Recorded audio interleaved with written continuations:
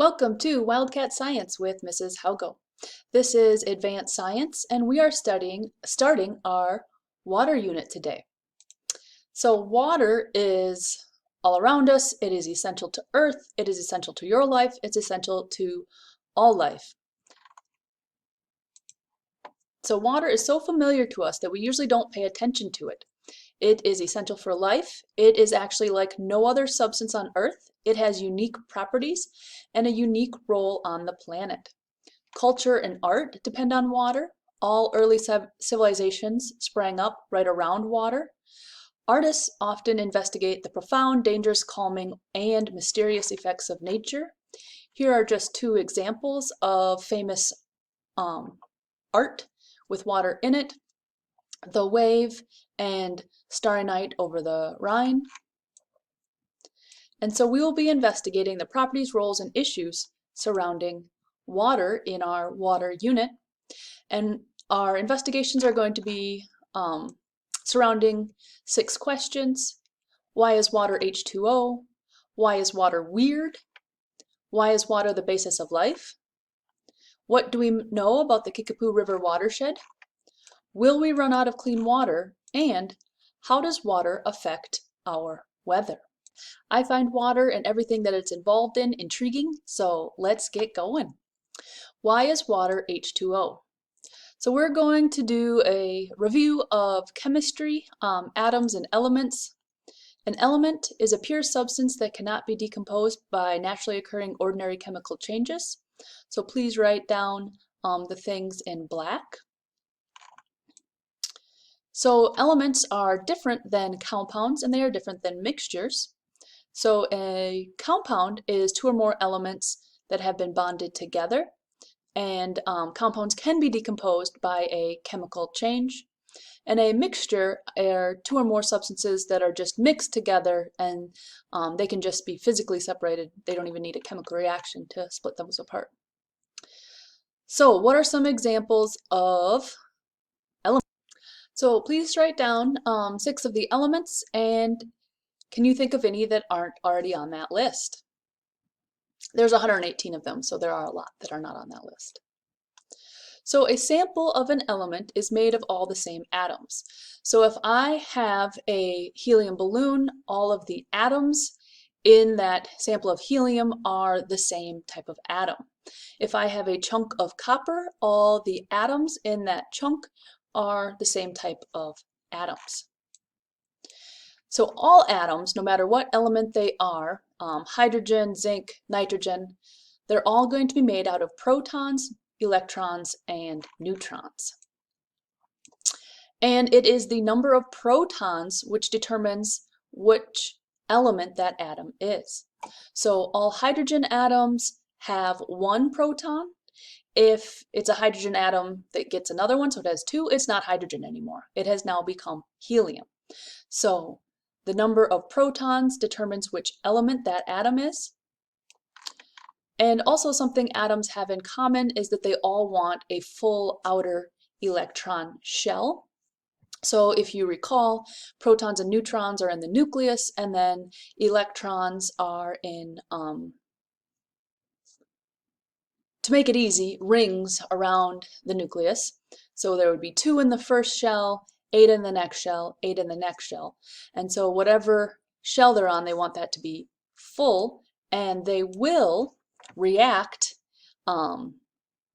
steal, share, give away electrons to get that wanted, that desired full outer shell. So atoms combine with other atoms to get full outer electron shells, and this is called chemical bonding. So do you remember from freshman year when we went over atoms and we did a simulation where we built an atom? This is the simulation I was talking about. Does this look familiar? We have protons, neutrons, and electrons, and the protons and neutrons are found in the nucleus, and the electrons are found in shells outside surrounding the nucleus. We will go over that in class.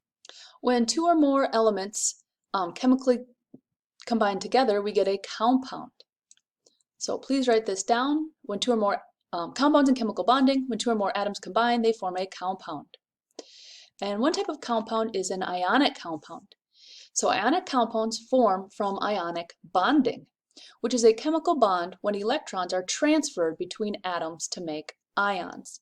So one atom gives up an electron to another atom, and then they become positively charged or negatively charged, and then they're attracted to each other.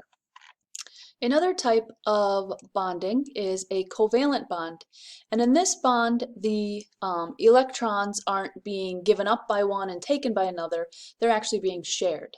So a covalent compound forms from covalent bonding, which is a chemical bond resulting from the sharing of electrons between two atoms. A chemical reaction is needed to break apart a compound, either a covalent compound or an ionic compound. Both of them take chemical reactions if you're going to separate their atoms. And water, the compound in question, is a covalent compound, which means its electrons are going to be shared. So please make a diagram of water in your notes.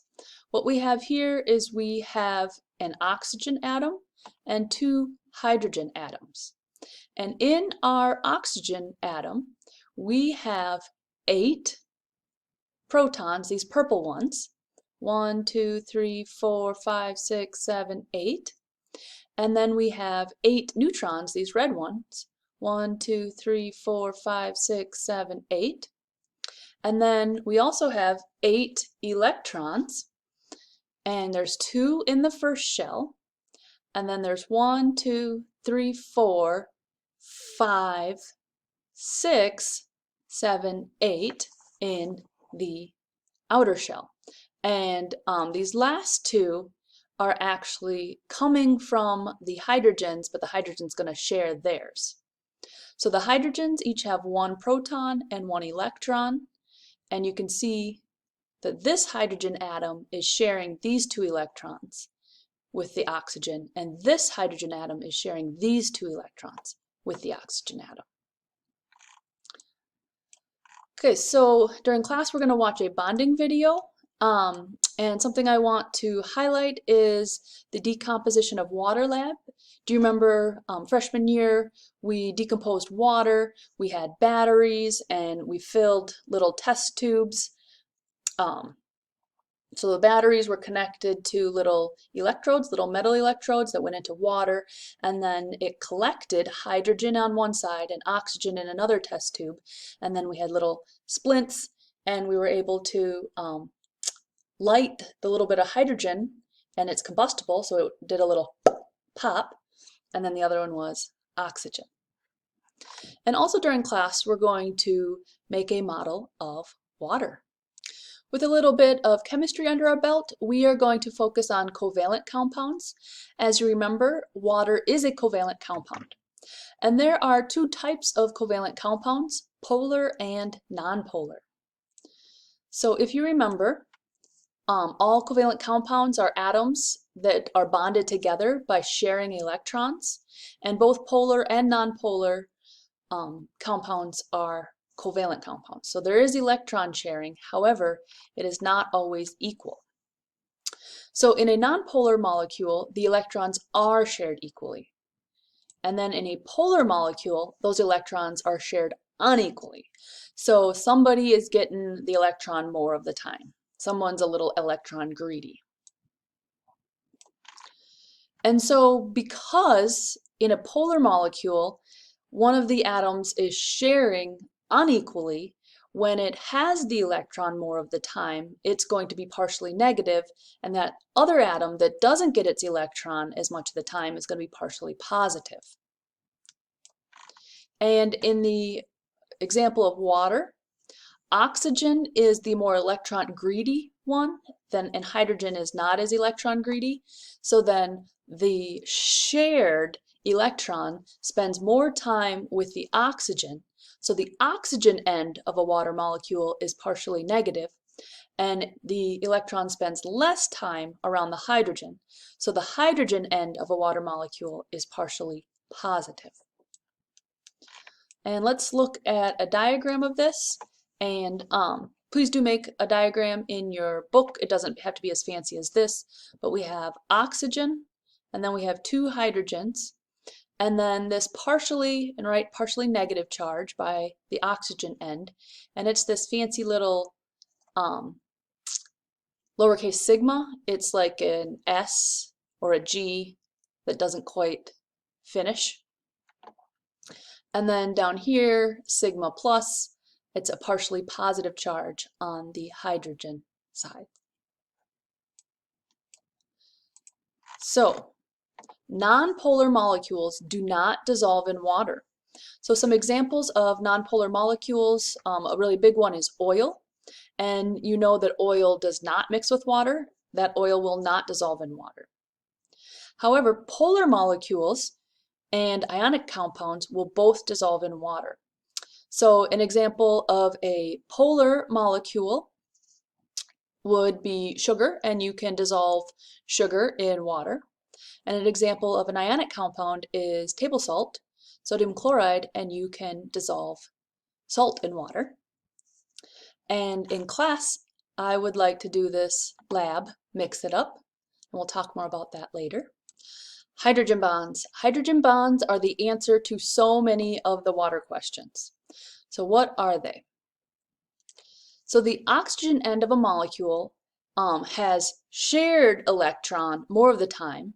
So like we said, it's partially negative. And the hydrogen end of the molecule has its shared electron less of the time. So it's going to be partially positive. And the partially positive hydrogen atom is attracted to the partially negative oxygen atom on a different molecule. And this is what we call a hydrogen bond. So this does a good job of illustrating it. So I want you don't have to make it this fancy, but you should draw a picture of a couple of different water molecules with the partially negative oxygen being attracted to the partially positive hydrogen on a different molecule. And then this hydrogen, partially positive hydrogen, is attracted to the partially negative oxygen on a third molecule. And then this attraction is called a hydrogen bond.